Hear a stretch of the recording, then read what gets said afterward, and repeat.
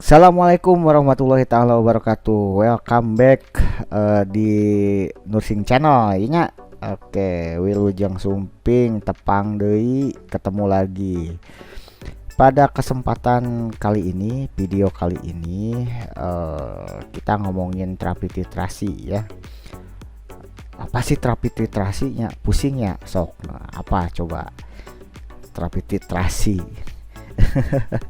Asal aja obat tapi perlahan gitu kan, jangka panjang. Ini biasanya di ICU. Emang sering muncul gitu Pak di ini. Jangan salah, ada sok soal berapa kecepatan eh titrasinya ada tuh, berapa habis waktunya ada tuh, ada soalnya gitu ya. Jadi kita bahas part ini supaya lebih jelas, supaya lebih paham. Jadi jangan ngafal soal tapi benar-benar paham coy gitu. Tapi saya mah selalu tapi yang bagus mah jangan tapi ya. Dan alangkah lebih bermanfaatnya kalau video ini di-share ke kawan-kawan kalian. Nah kalau nggak paham juga, dan kalau nggak paham di komen, di kolom komen tanyakan, nanti insya Allah kita berbagi gitu ya. Dan lagi di like juga, dan lagi kalau yang belum subscribe di subscribe, itu lebih bagus lagi aku. Jadi biar tambah semangat kita tidak, aduh, pengen berbagi intinya mah gitu ya, nyebar gitu, bermanfaat jadi amal jariah ke sayanya juga gitu ya, bukan rupiahnya mah bonus ketangnya. No penting mah amal jariahnya, yang penting mah amal jariahnya ya.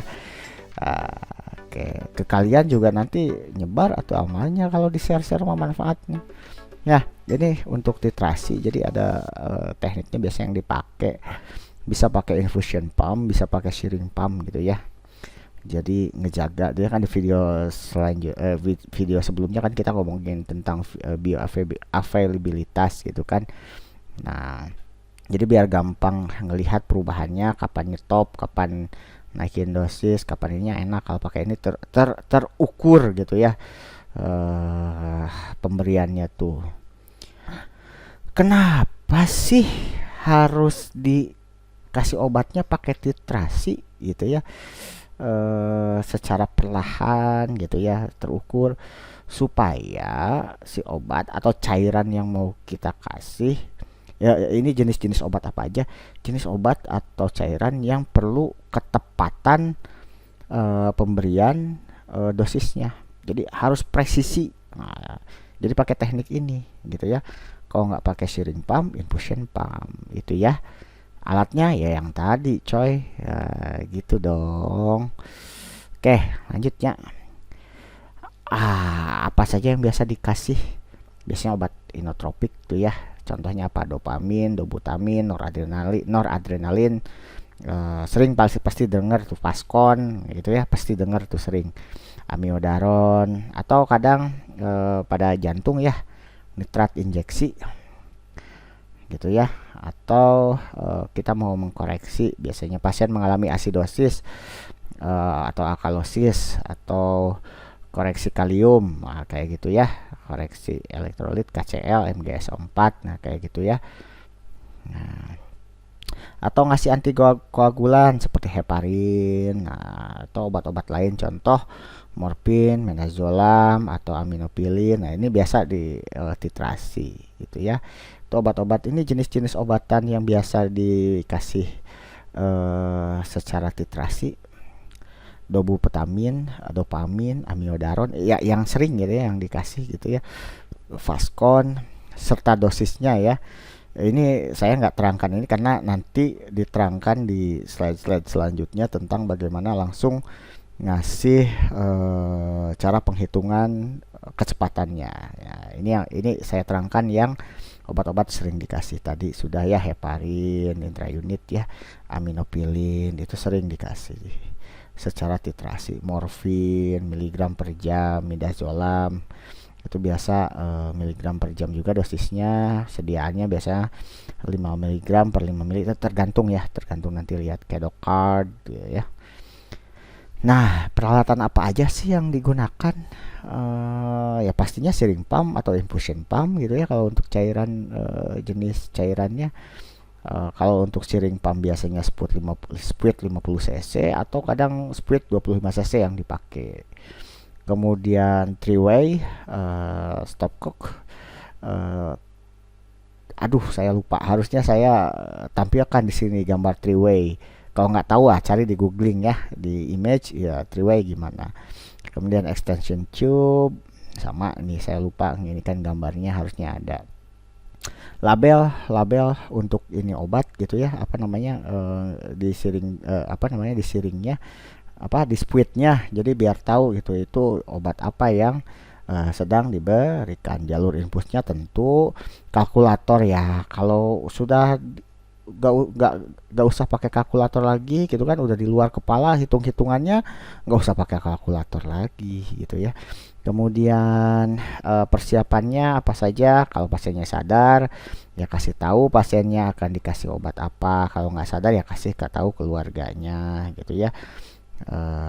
Kemudian pastikan, yang pasti gitu, wajib pastikan akses infusnya stabil dan paten gitu ya, nggak ada gelembung udara, nggak ada emboli gitu ya, nggak ada sumbatan gitu ya. Kemudian cek tanda-tanda plebitis, ada plebitis nggak? Kalau ada nggak boleh gitu ya. Nah, gimana sih cara ngitungnya? Ini contoh kita pakai Dobutamin dan Paskon gitu ya. Jadi caranya, oke, perhatikan dosis yang diminta gitu kan. Biasanya Dobutamin, dopamin, Paskon dikalikan berat badan, dikalikan dalam 1 menit kan, dalam 1 jam kan 60 menit, dikalikan 60 dibagi dengan pengencer gitu ya. Nah ininya biasanya dalam mikrogram ya, mikrogram per kilogram berat badan per menit, biasanya sediaannya ini ya itu. Kemudian kalau infusion pump contoh gitu ya, Nyonya B Einstemi dia bakal dikasih NaCl 0,9 dengan 10 tetes per menit. Berapa tetes per jam kalau pakai infusion pump? Ada nih, ada. Jadi jumlah kebutuhannya dikali 60 menit, kebutuhannya berapa? 10 tetes per menit kan. Nah jadi 10 dikali 60 dibagi faktor tetesannya berapa? 20. Berarti berapa per jam? 30 mili per jam. Muncul ini guys di soal UKOM, muncul. Jangan kira nggak muncul, ada gitu ya. Ini sering muncul. Di yang kemarin muncul nih soal UKOM tahun 2000 ya, tahun 2021 yang terakhir ini muncul ini soal ini ya. Caranya gitu guys. Oke. Nah kemudian jangan lupa evaluasi apa namanya setelahnya, dokumentasi ya, buat tempelkan label tadi di infusion pumpnya, monitor kelancarannya, kelancaran infusnya wajib. Nah, nanti kalau dia nggak lancar si infusion pumpnya bunyi tuh tililing tililing tililing, nah gitu bunyinya. Nah, berarti itu ada yang nyumbat gitu ya, harus dicek.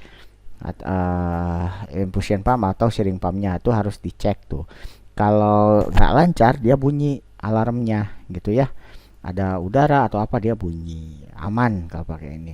Kemudian monitor respon terhadap obat apapun ya, cek responnya. Kalau ini tekanan darah ya cek lagi tekanan darahnya di monitornya ya. Kemudian bagaimana hasil laboratoriumnya, pokoknya setelah kasih itu, kalau di ICU kan langsung cek respon terhadap pemberiannya berubah enggak gitu kan, untuk nanti dievaluasi untuk dilanjutkan atau dihentikan gitu ya, pada saat kita berkolaborasi dengan dokter ya. Kalau dirasakan perlu dihentikan, stop. Kalau dibutuhkan koreksi kecepatan yang baru ya atur lagi kecepatan yang barunya gitu. Mudah ya. Nah, jangan lupa di labelnya, yang penting yang harus dicantumkan apa aja: nama pasien sesuai nomor rekam medisnya, berat badannya, nama obatnya, sediaan obat. Ya tetaplah 5 benar obat itu ya. Sudah sering ini mah di dalam video-video saya sering ini kita jelaskan gitu ya. Sediaan obat, pengencernya apa, konsentrasi larutannya apa, kecepatannya berapa gitu ya. Itu ada tuh kecepatan jam dari jam segini sampai jam segini berapa kecepatannya, itu ada tabelnya tuh ya. Nah, contoh soal sok silahkan kerjain nih. Nah, jawab di kolom komen nih ya, jawab di kolom komen. Hitung kecepatan pemberian pakai siring pump. Nah, jadi pasien anak 10 tahun, berat badannya 30 kg. Nah, dia dapat terapi dopamin 10 mikrogram. Rubah dulu nih mikrogramnya. Nah, saya kasih kisi-kisi ya. Nah, sediaannya 200 miligram. Ayo di kolom komen ya. Silahkan jawab di kolom komen. Jadi berapa kecepatan pemberian dengan memakai siring pump? Nah, silahkan jawab. Latihan. Nah, biar bisa atuh. Jangan disuapin terus sama bebek atuh ya.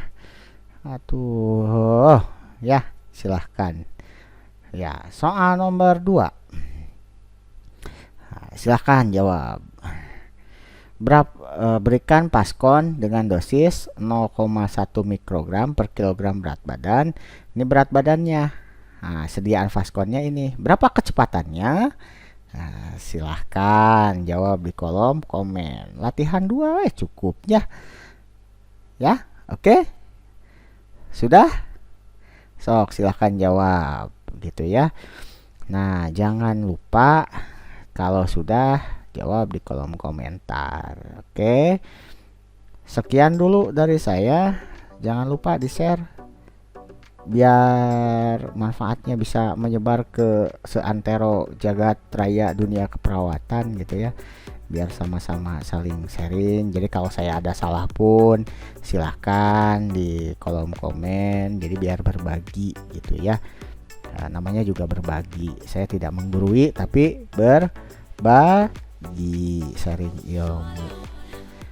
Sekian dari saya pertemuan video kali ini.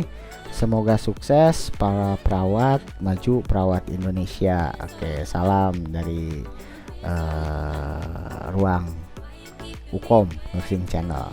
Assalamualaikum warahmatullahi taala wabarakatuh. Jangan lupa di ting ting, nah, loncengnya sama di subscribe ya. Share jangan lupa. Okay, see you next video.